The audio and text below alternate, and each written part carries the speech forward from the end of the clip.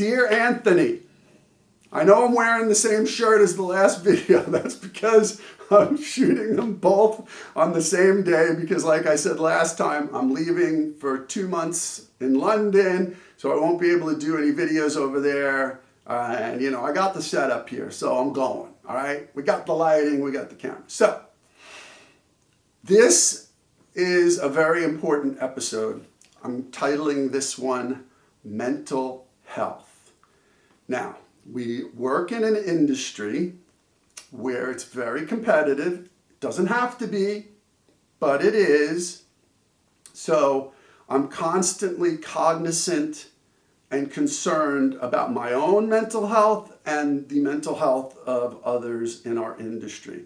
Because there's a lot of backstabbing rat bastards and they don't give a crap about anything other than themselves. That might be in any industry, but it gets magnified in an industry like music where we're all like rats in a maze. Sometimes it seems that way. But like I said in my last video, it works best when it's a collaborative art, when you're sharing with other people, other like-minded people who have the same interests, the same music style, and you vibe off of each other and you share and you stay at each other's houses and you do co-bills and you work together, and that's how you grow, and grow not just your fan base but grow as a musician on the inside and outside and learn more. However, that's not the way it always works. So, mental health. You're responsible for your mental health, okay? It's not an easy topic. Anybody out there who's having issues with being stressed, I mean, when you're in a creative industry like ours, and basically you're bearing your soul, if you're doing this well and right, every time you play and get out there, it's a tense, touchy thing, right? Because if you're doing it really well, you're putting it all out there.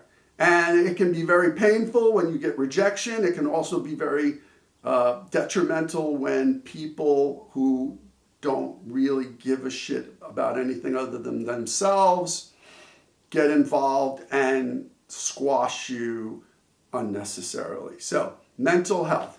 What I would like to suggest is this, is only surround yourself with people who make you feel good, not who tell you what you want to hear, who make you feel good about yourself, what you're doing, who you are personally. Forget about the music, right? Do not get involved with people who are always subtracting from the situation, because that will cause you issues eventually. You can be tough. I know I'm pretty tough, but even eventually you want to snap, okay? And so you need a network. You need a network of people you trust that you can rely on, that you can reach out to when the walls start coming in. And believe me, they will come in. They won't stay in unless you let them, but they will come in. So it's very, very important to build a network of other musicians, of people who just understand you and what your emotional makeup is and what you need. Like what I do, okay, give you an example. I hike.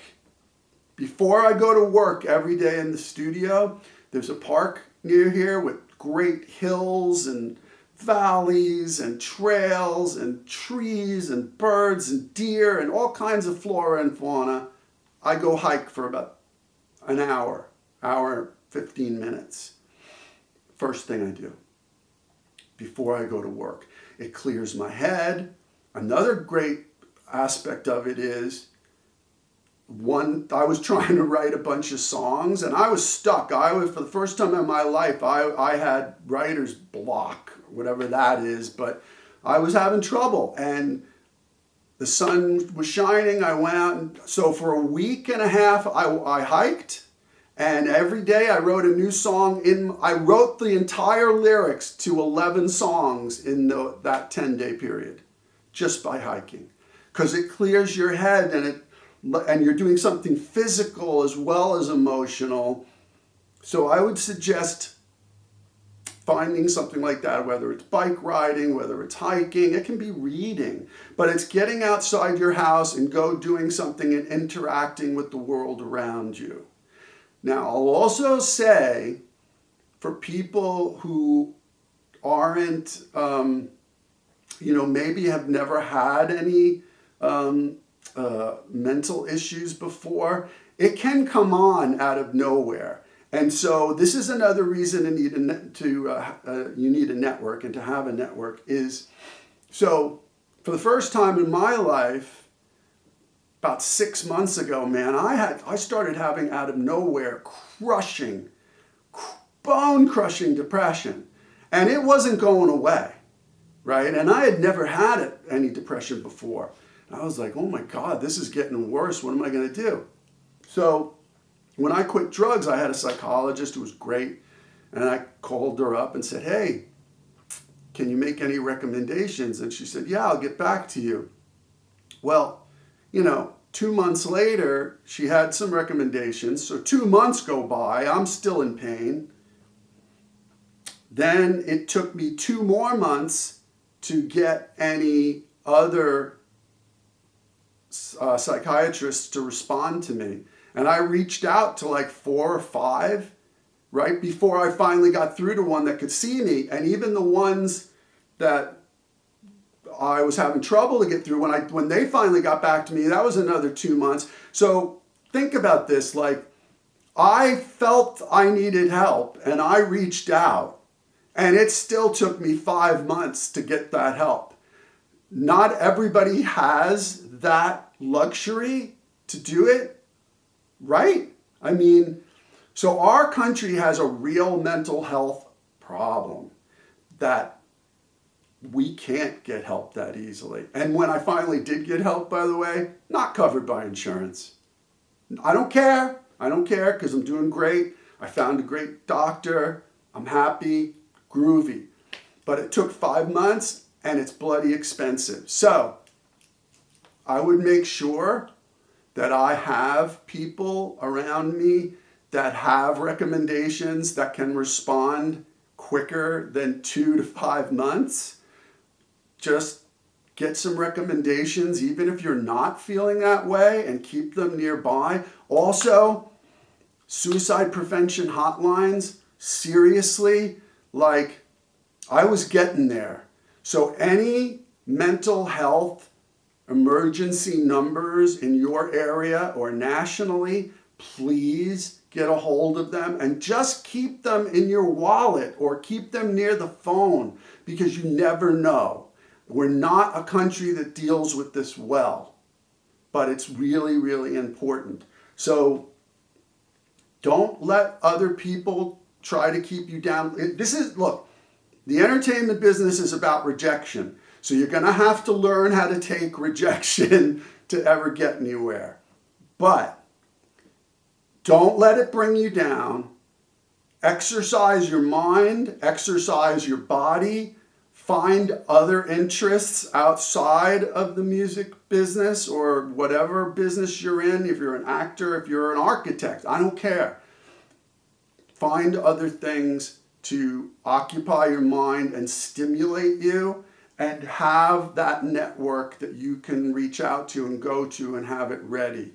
And if you already know you have some even mild depression or anything, like, do not be afraid. I had a friend of mine who was like one of the most brilliant musicians ever, and he's afraid to take medication because he thinks he'll never write another good song. That's not true either. I'm here to tell you that's not true. You might go through a period of adjustment with the medication, and it's not always about medication. There's therapy and medication, and if you find the right doctor, like I was lucky, my doctor was like, well, I'm not going to put you on all those medications that everybody else you see all the time on the news and TV, because those are temporary. Every couple of years they lose their effectiveness, so we're going to do this, and this. So just get ahead of it. If you even have anything mild like that now, be prepared because you never know. Don't let this business get to you.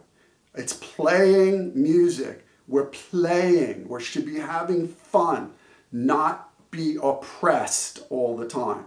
Yes, there's a lot of rejection. Yes, it's very competitive. Doesn't have to be competitive. It can be shared, but I get that it is. Surround yourself with people who have the same philosophy as you and embrace that and just bounce off the love because that's all there is, right? In the end, there's just love, my friends.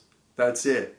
Like you may be left with some songs and this and that and the other thing, but come on, it's about love, right? That's what we're doing this for. That's why we're passionate about it. And that's the only thing we're going to leave behind, really. Not some stupid songs. And we might as well be happy. So if anybody else has some thoughts and ideas or resources that they would like to share, please, please, please post them below. I know I've probably missed a bunch of stuff because I'm in a hurry today because I've got to get my act together to go on this trip. But I just thought that like mental health in the entertainment business is serious.